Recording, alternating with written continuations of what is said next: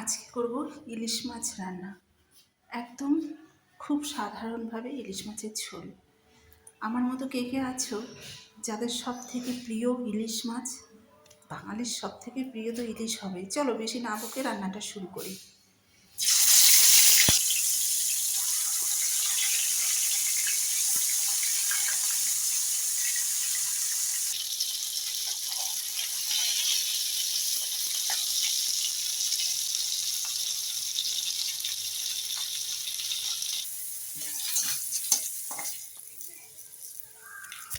একটু কাঁচা লঙ্কা কুচি দিয়ে দেবো, তারপরে দিয়ে দেবো 1 চামচ পেঁয়াজ বাটা।